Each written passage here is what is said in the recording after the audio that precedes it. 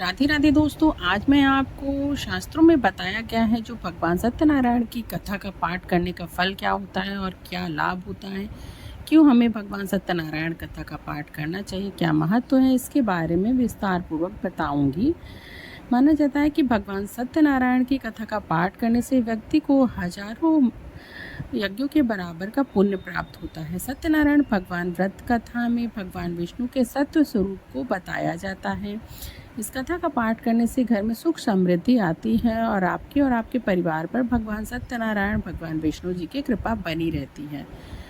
एक समय की बात है, नैशिरण्य तीर्थ में सैनिकादि 88,000 ऋषियों ने सूक्त जी से पूछा कि हे प्रभु, इस कलयुग में वेद विद्या रहित मनुष्य को प्रभु भक्ति किस प्रकार से मिल सकती है तथा उनका उद्धार कैसे होगा।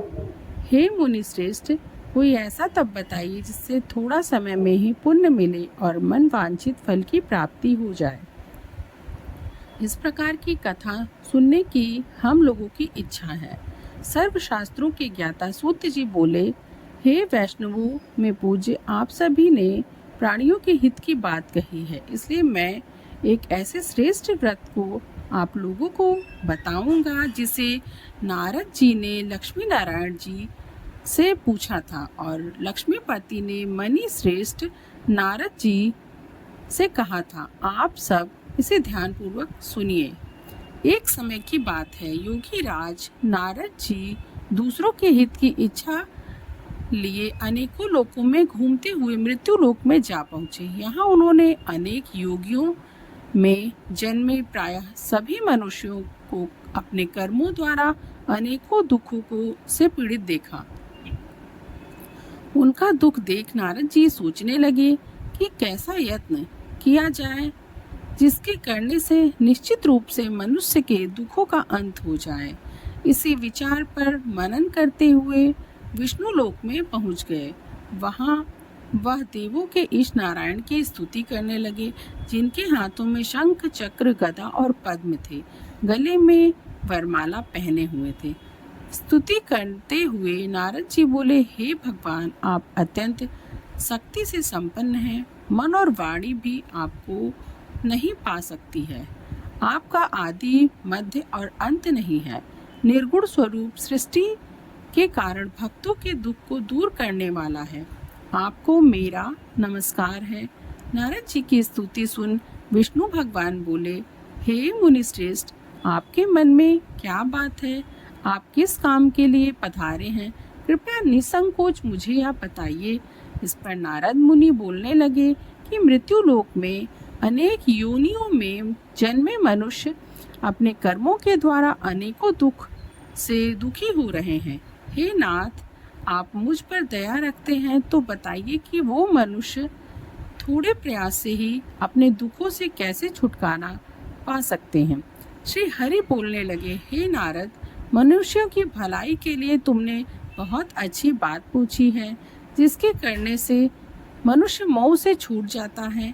वह बात मैं आपको बताता हूँ, उसे सुनिए। स्वर्ग लोक व मृत्यु लोक दोनों में एक दुर्लभ उत्तम व्रत है जो पुण्य देने वाला है। आज प्रेमवश होकर मैं उसे तुमसे कहता हूँ। श्री सत्यनारायण भगवान का यह व्रत अच्छी तरह विधान पूर्वक करके मनुष्य तुरंत ही यहाँ सुख भोग कर मरने पर मोक्ष पाता है। श्री हरि के वचन सुन नारद जी बोले कि उस व्रत का फल क्या है और क्या उसका विधान है? यह व्रत किसने किया था? इस व्रत को किस दिन करना चाहिए? सभी कुछ विस्तार से बताइए। नारद जी की बात सुनकर श्री हरि बोले, दुख और शोक को दूर करने वाला वह सभी स्थानों पर विजय दिलाने वाला है। मानव की भक्ति व श्रद्धा के साथ शाम को सत्यनारायण की पूजा धर्म परायण होकर ब्राह्मणों व साधुओं और बंधुओं के साथ करनी चाहिए। भक्ति भाव से ही नैवेद्य, केले का फल, घी, दूध और गेहूं का आटा सवाया लें। गेहूं के स्थान पर साठी का आटा, शक्कर, गुड़ लेकर वह सभी भक्षण योग पदार्थों को मिलाकर भगवान को भोग लगाएं। ब्राह्मणों सहित बंधु बांधवों को भी भोजन करावें। उसके बाद स्वयं भोजन करें। भजन कीर्तन के साथ भगवान की भक्ति में लीन हो जाएं। इस तरह से सत्यनारायण भगवान का यह व्रत करने पर मनुष्य की सभी इच्छाएं निश्चित रूप से पूर्ण होती हैं। इस काल अर्थात कलयुग में मृत्युलोक में मोक्ष का यही एक सरल सा उपाय है। श्री सत्यनारायण भगवान की कथा का पहला अध्याय। बोलिए भगवान श्री सत्यनारायण की जय। सत्यनारायण भगवान की कथा का दूसरा अध्याय। सूक्त जी बोले, हे ऋषियों, जिसने पहले समय में इस व्रत को किया था उसका इतिहास कहता हूँ, ध्यान से सुनो। सुंदर काशीपुरी नगरी में अत्यंत निर्धन ब्राह्मण रहता था। भूख प्यास से परेशान वह धरती पर घूमता रहता था।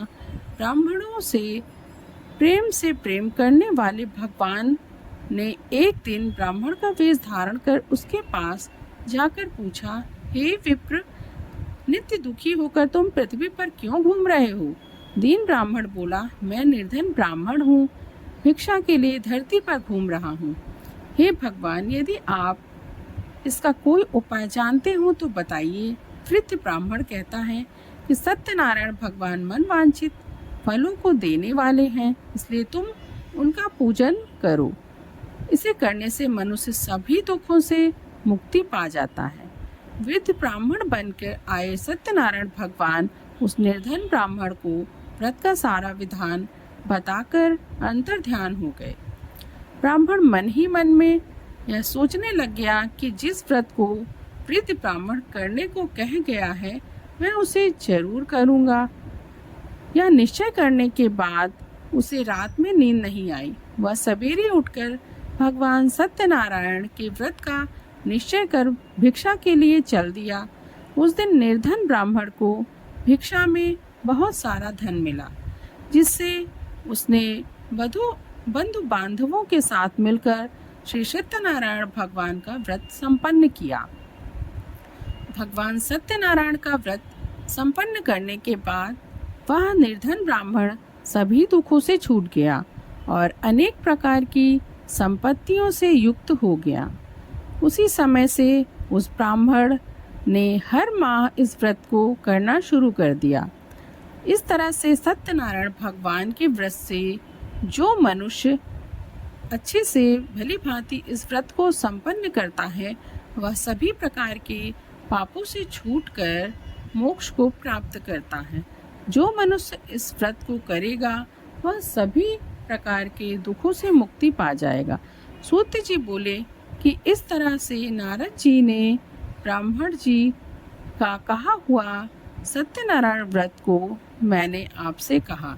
हे विप्रो, मैं अब और क्या कहूँ? ऋषि बोले, हे मुनिवर, संसार में उस विप्र से सुनकर और किस किस ने व्रत को क्या किया, हम सब इस बात को सुनना चाहते हैं।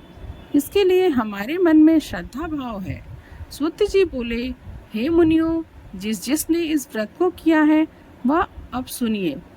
एक समय वही विप्र धन और ऐश्वर्य के अनुसार अपने बंधु बांधवों के साथ इस व्रत को करने को तैयार हुआ।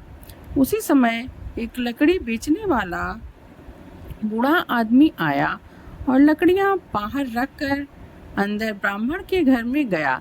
प्यास से दुखी वह लकड़हारा उनको व्रत करते देख विप्र को नमस्कार कर पूछने लगा कि आप यह क्या कर रहे हैं? तो उन्होंने बताया कि व्रत कर रहे हूँ तथा इसे करने से क्या फल मिलेगा, कृपया मुझे बताइए। ब्राह्मण ने कहा कि सब मनोकामनाओं को पूरा करने वाला यह सत्यनारायण भगवान का व्रत है। इनकी कृपा से ही मेरे घर में धन धान्य की वृद्धि हुई है। विप्र से सत्यनारायण भगवान व्रत या उनके बारे में जानकर लकड़हारा बहुत ही ज़्यादा प्रसन्न हो जाता है। चरणामृत लेकर वह प्रसाद खाने के बाद वह अपने घर गया। लकड़हारे ने अपने मन में संकल्प लिया कि आज लकड़ी बेचने से जो धन मिलेगा उसी से श्री सत्यनारायण भगवान का उत्तम व्रत करूंगा। मन में इस विचार को ले बूढ़ा आदमी सिर पर लकड़ियां रखकर उस नगर में बेचने के लिए गया जहां धनी लोग ज्यादा रहते थे। उस नगर में उसे अपनी लकड़ियों का दाम पहले से 4 गुना अधिक मिलने लगा। बूढ़ा प्रसन्नता के साथ दाम लेकर केले, शक्कर, घी, दूध, दही और गेहूं का आटा ले और सत्यनारायण भगवान के व्रत की अन्य सामग्रियों को लेकर अपने घर आ गया। वहां उसने अपने बंधु बांधवों को बुलाकर विधि विधान से भगवान सत्यनारायण का पूजन और व्रत किया।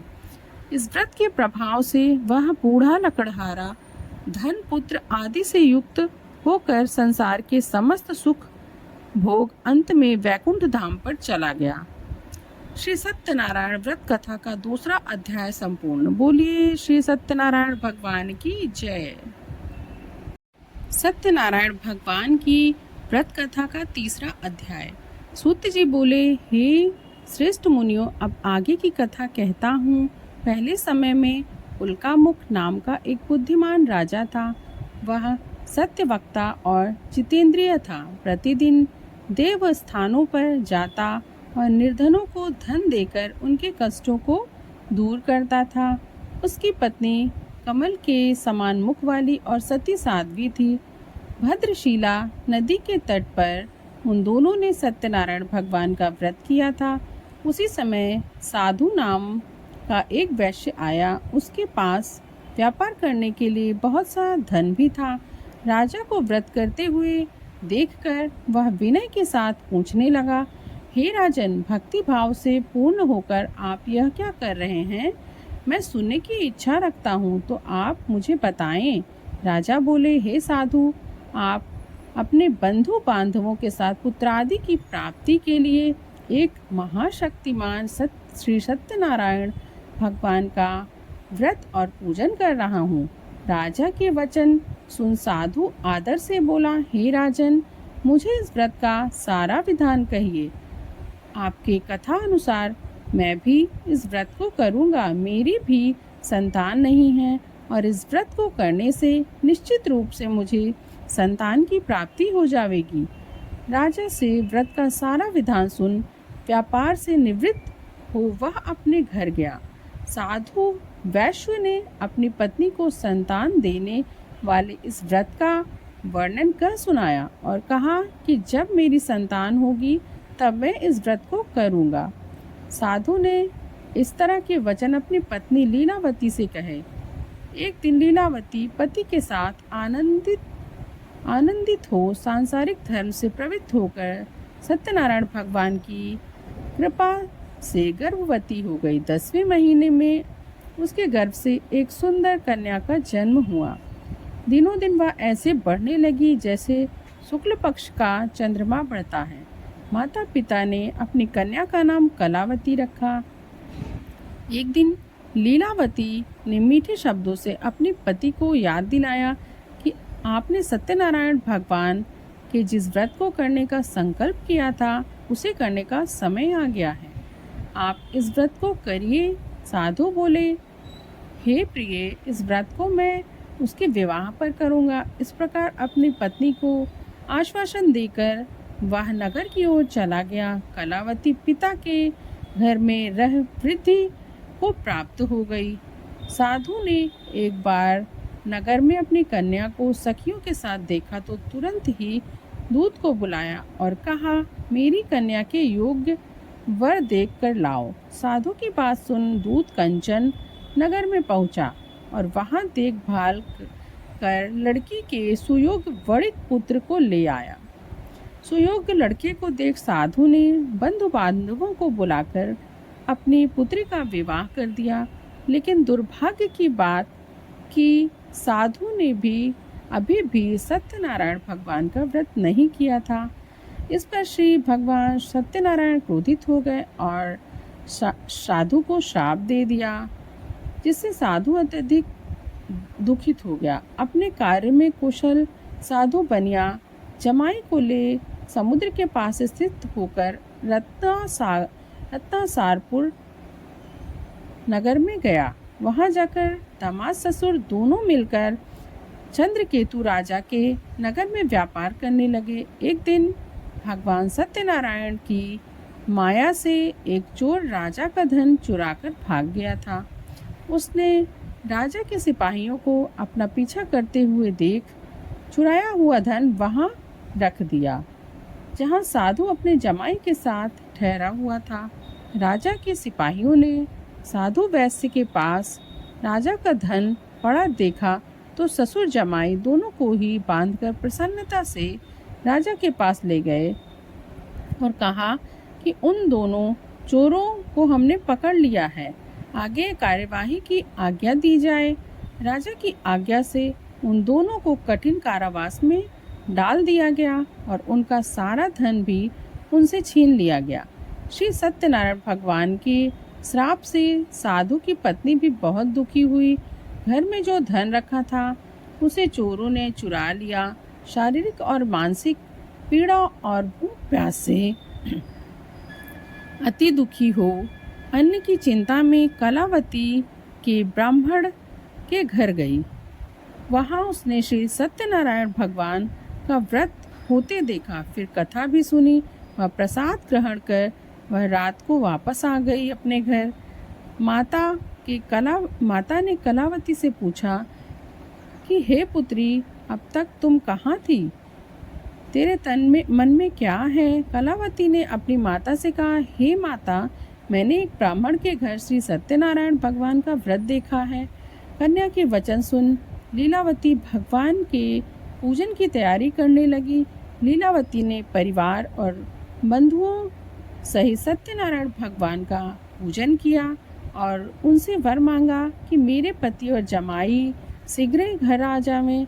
साथ ही यह भी प्रार्थना की कि हम सबका अपराध क्षमा करें। श्री सत्यनारायण भगवान इस व्रत से संतुष्ट हो गए और राजा चंद्रकेतु को सपने में दर्शन दिए कि हे राजन, तुम उन दोनों वैश्यों को छोड़ दो और तुमने उनसे जो धन लिया है उसे भी वापस कर दो।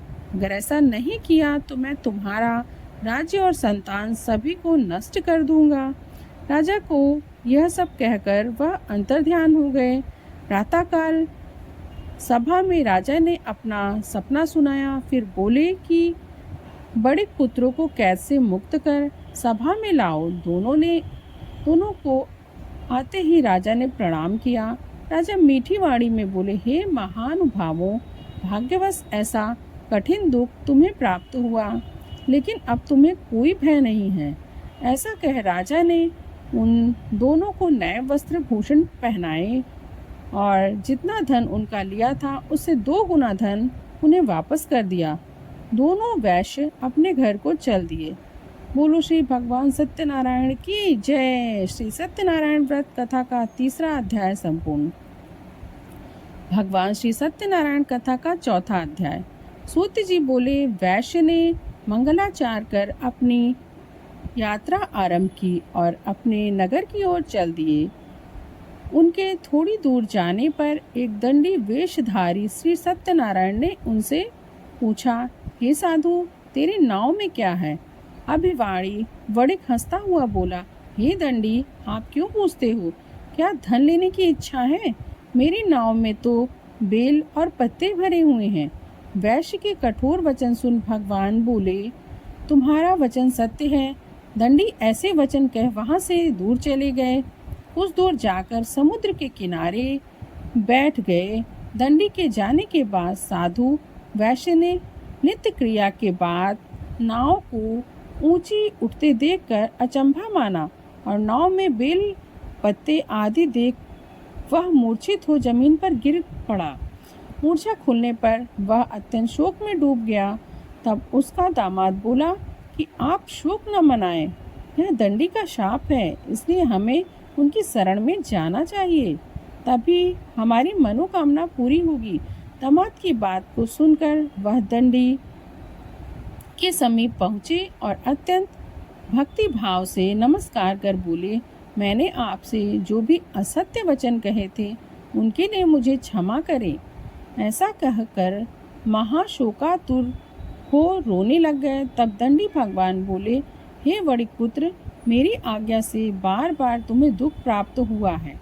तो मेरी पूजा से विमुख हुआ। साधु बोला, हे भगवान, आपकी माया से ब्रह्मा आदि देवता भी आपके रूप को नहीं जानते, तब मैं अज्ञानी कैसे जान सकता हूँ। आप प्रसन्न होइए। अब मैं सामर्थ्य के अनुसार आपकी पूजा करूँगा। मेरी रक्षा करिए और पहले के समान नौका में धन भर दीजिए। साधु वैश्य के भक्तिपूर्वक वचन को सुनकर भगवान प्रसन्न हो गए और उसकी इच्छा के अनुसार वरदान देकर अंतर्ध्यान हो गए। ससुर जमाई जब नाव पर आए तब नाव धन से भरी हुई थी। फिर वहीं अपने अन्य साथियों के साथ सत्यनारायण भगवान का पूजन कर अपने नगर को चल दिए। जब नगर के नज़दीक पहुँचे तो दूत को घर पर खबर करने के लिए भेज दिया। दूत साधु की पत्नी को प्रणाम कर कहता है कि मालिक अपने दामाद सहित नगर में लौट आए हैं। दूत की बात सुन साधु की पत्नी लीलावती ने बड़े हर्ष के साथ सत्यनारायण भगवान का पूजन कर अपनी पुत्री कलावती से कहा कि मैं अपने पति के दर्शन को जाती हूँ, तो कार्य पूर्ण कर शीघ्र आ जाना। माता के ऐसे वचनों को सुनकर कलावती जल्दी में प्रसाद छोड़ अपने पति के पास चली गई। प्रसाद की अवज्ञा के कारण श्री सत्यनारायण भगवान रुष्ट हो गए और नाव सहित उसके पति को पानी में डुबो दिया। कलावती अपने पति को वहां ना पाकर रोती हुई जमीन पर गिर गई। नौका को डूबा हुआ देख व कन्या को रोता हुआ देख साधु दुखी होकर बोला कि हे प्रभु, मुझसे और मेरे परिवार से जो भी भूल चूक हुई है उसे क्षमा करिए। साधु के दीन वचन को सुनकर श्री सत्यनारायण भगवान प्रसन्न हो गए और आकाशवाणी हुई कि हे साधु, तेरी कन्या मेरे प्रसाद को छोड़कर आई है, इसलिए उसका पति अदृश्य हो गया है। यदि वह घर जाकर प्रसाद खाकर लौटती है तो इसका पति अवश्य ही मिल जाएगा। ऐसी आकाशवाणी सुनकर कलावती घर पहुंचकर प्रसाद खाती है और फिर आकर अपने पति के दर्शन करती है। उसके बाद साधु अपने बंधु बांधवों से श्री सत्यनारायण भगवान का विधि विधान से पूजन करता है। इस लोक का सुख भोग वह अंत में स्वर्ग को जाता है। श्री सत्यनारायण व्रत कथा का चौथा अध्याय संपूर्ण। बोलिए श्री सत्यनारायण भगवान की जय। श्री सत्यनारायण भगवान की व्रत कथा का 5वां अध्याय। सूत जी बोले, हे ऋषियों, मैं और भी एक कथा सुनाता हूँ, उसे ध्यान पूर्वक सुनिए। प्रजापालन में लीन तुंगध्वज नाम का एक राजा था। उसने भी भगवान का प्रसाद त्याग कर बहुत ही दुख सहन किया। एक बार वन में जाकर वन्य पशुओं को मारकर वह बड़के पेड़ के नीचे आया। वहां उसने ग्वालों को भक्ति भाव से अपने बंधुओं सहित सत्यनारायण भगवान का पूजन करते देखा। अभिमानवश राजा ने उन्हें देखकर भी पूजा स्थान में वहां नहीं गया और ना ही उसने भगवान को नमस्कार किया। ग्वालों ने राजा को प्रसाद दिया, लेकिन उसने वह प्रसाद नहीं खाया और प्रसाद को वहीं छोड़कर वह अपने नगर को चला गया। जब वह नगर में पहुंचा तो वहां सब कुछ तहस नहस हुआ पाया। वह शीघ्र ही समझ गया कि यह सब भगवान ने किया है। वह दोबारा ग्वालों के पास पहुंचा और विधि पूर्वक पूजा करके प्रसाद खाया तो सत्यनारायण भगवान की कृपा से सब कुछ पहले जैसा हो गया। दीर्घ काल तक सुख भोगने के बाद मरणोपरांत उसे स्वर्गलोक की प्राप्ति हुई। जो मनुष्य परम दुर्लभ इस व्रत को करेगा तो भगवान सत्यनारायण की अनुकंपा से उसे धन धान्य की प्राप्ति होगी। निर्धन व्यक्ति भी धनी हो जाते हैं, भयमुक्त हो जाते हैं और अपना जीवन बिताते हैं। संतानहीन मनुष्य को संतान की प्राप्ति होती है और सारे ही मनोरथ पूर्ण होकर अंत में बैकुंठ धाम को जाते हैं। फ्रेंड्स, आपको मेरे द्वारा बताई हुई भगवान सत्यनारायण की कथा का पाठ कैसा लगा कमेंट सेक्शन में ज़रूर बताइए। ऐसे ही मेरे चैनल के साथ जुड़े रहिए और मेरे चैनल को लाइक, शेयर और सब्सक्राइब करना ना भूलिए। धन्यवाद।